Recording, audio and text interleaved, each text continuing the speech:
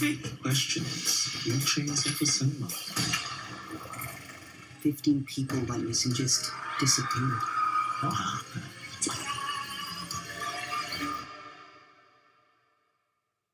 Welcome back to the Nerdy Grail, and it's already that time again. Another week has passed and a new episode of Doctor Who Season 2 has just dropped. I have literally just finished watching it. Season 2, Episode 2, titled Lux, with Mr. Ringadin, played by Alan Cumming, and oh my goodness, I actually really thoroughly enjoyed that episode. I thought it was brilliant from start to finish, kept me engaged, some fantastic visual imagery, and another little tease right at the end of Mrs. Flood.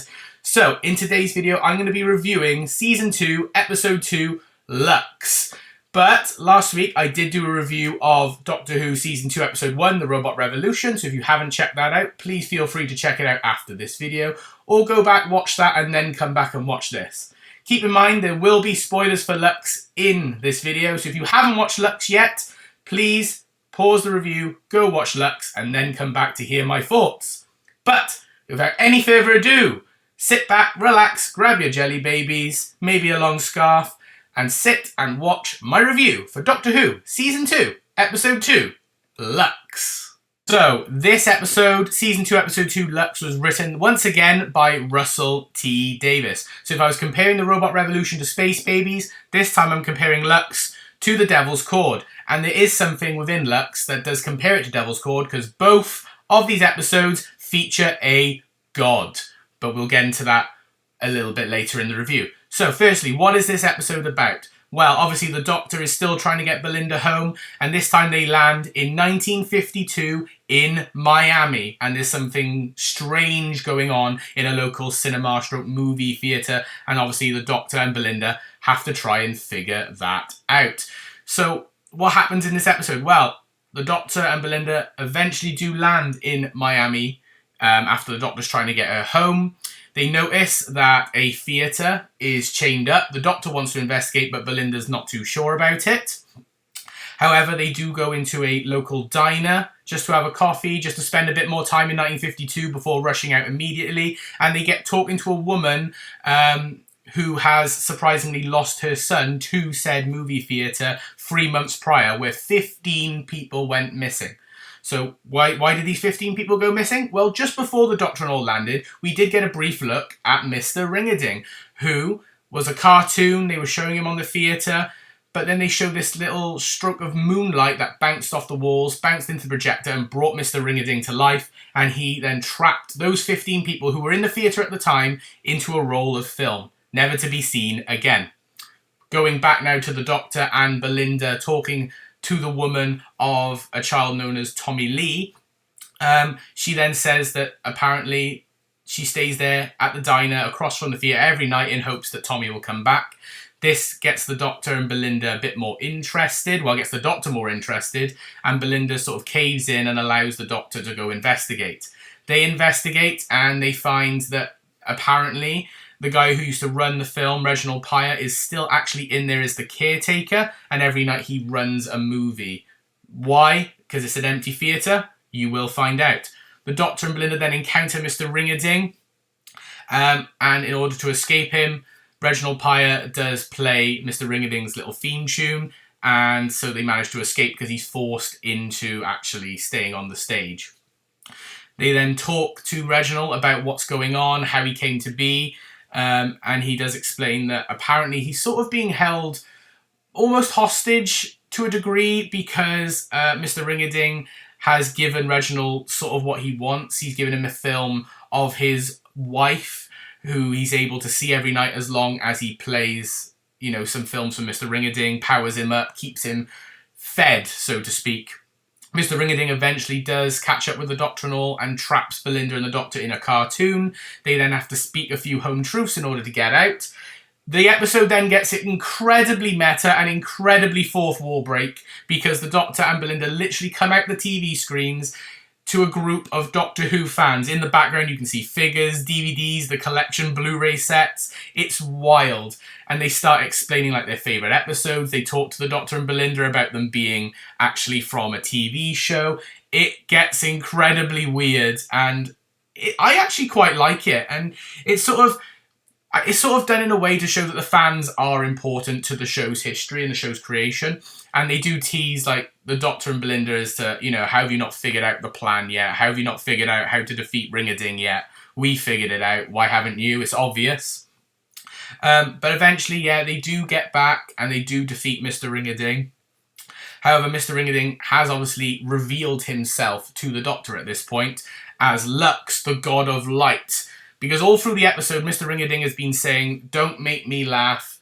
You shouldn't make me laugh. Please don't make me laugh. And the Doctor questions why. And it's because when he laughs, he does the sound of the giggle. The giggle that the toy maker did, that Maestro did. So another one of the Pantheon. And we do get a brief glimpse that Lux, or Mr. Ring-a-Ding, says, oh, you're the Doctor, the one who defeated the toy maker, who bound up Maestro, the one who defeated the god of death himself, So you do get that sort of god mentality again, which is really, really cool. And so Mr. Ring-a-Ding's plan is to steal the Doctor's regeneration energy in order to make himself a proper body so that he can go outside, because he's never been able to leave the theatre.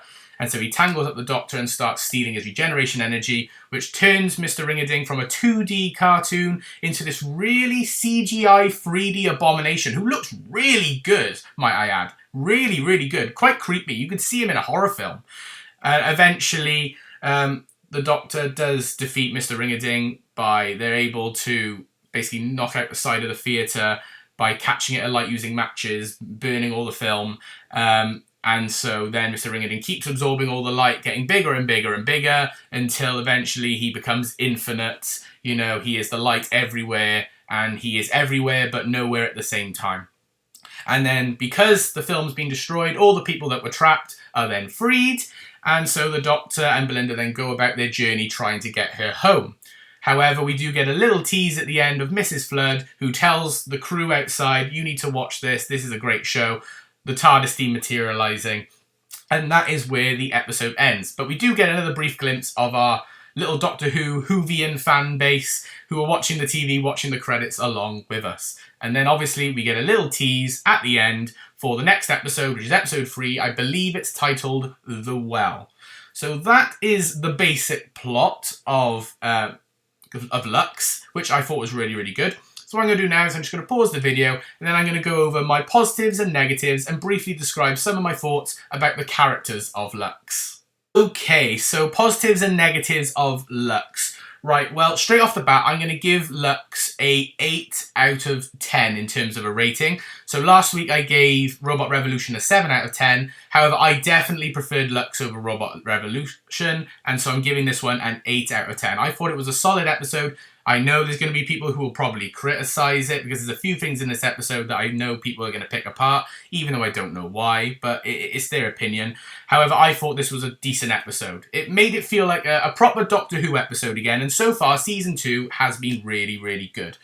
One of the positives of this episode for me is definitely the characters. I thought the Doctor and Belinda's relationship in this episode was stunning, was fantastic. They're really growing as character and as a TARDIS team. They're a lot more believable to me than the Doctor and Ruby Sunday were. I'm sorry to say, any Ruby Sunday fans, I love Millie Gibson. I met her at a Comic-Con last year. She's fantastic.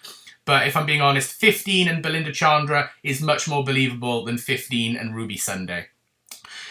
She starts the episode still wanting desperately to go home, but then by the end of the episode, she's learned a lot more about the Doctor, a lot more about what they do, and is now wanting to join them more on the adventures. So I quite like that. And I knew we were going to get there eventually. I didn't think we'd get there this early, but I'm glad we did eventually get there.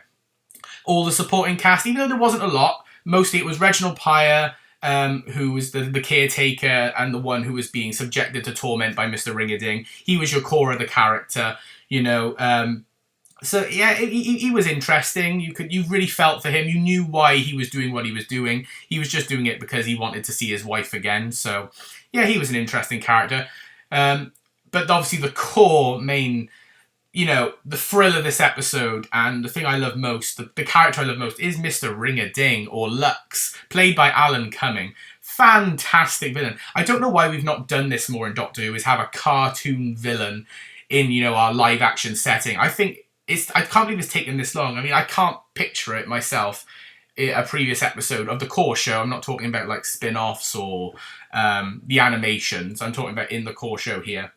But he was brilliant, fantastic, funny, sinister, charming. He had it all. He had it all. He's probably my favourite of the gods that we've seen so far. I know, saying that over Maestro, over Toymaker, and over my boy Sutek. And I'm still rocking the 4th Doctor shirt. Yeah, even more than Sutek, because they did Sutek dirty last season. So I think Mr. Ringading for me is the best god that we've seen so far. Toymaker comes close to being my next favourite, but I love Mr. Ringading. I think he was brilliant. Alan Cumming did a fantastic job. Kept me engaged from start to finish. Loved him, loved him, loved him. I'd say another positive for me is then the visuals, especially, you know, bringing Mr. Ringading to life. And then when the Doctor uses his regeneration energy, when Mr. Ringading steals it, to turn him into that 3D CGI abomination. It looked stunning and fantastic.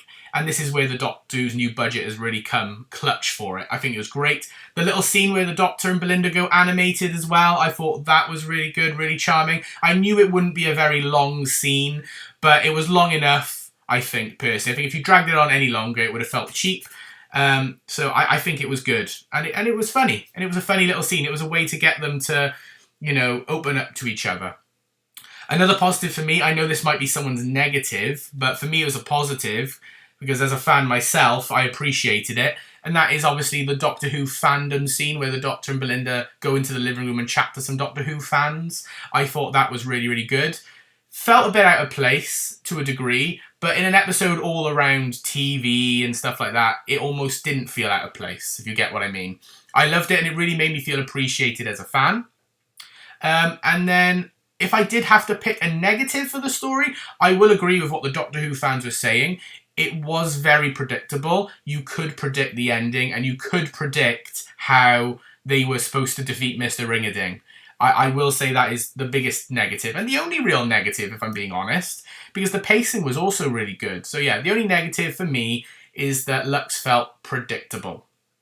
But like I said, 8 out of 10 overall. Fantastic story. Cannot wait to see what happens with Mrs. Flood. She's really teasing me now. Supposedly she's supposed to appear in every episode this series, so we'll see if that comes true. If it does, I'm really interested to see how they build her up as they go along. But that is going to be my review on Doctor Who Season 2, Episode 2, Lux. I hope you enjoyed this video. If you did, please like it by giving it a thumbs up and comment down below what are your thoughts on Lux. And are you excited for the rest of the series? And subscribe if you are new. But for now, this is the Nerdy Grill signing off. I hope you've had an amazing day, and I will see you all next time. Bye for now, everyone.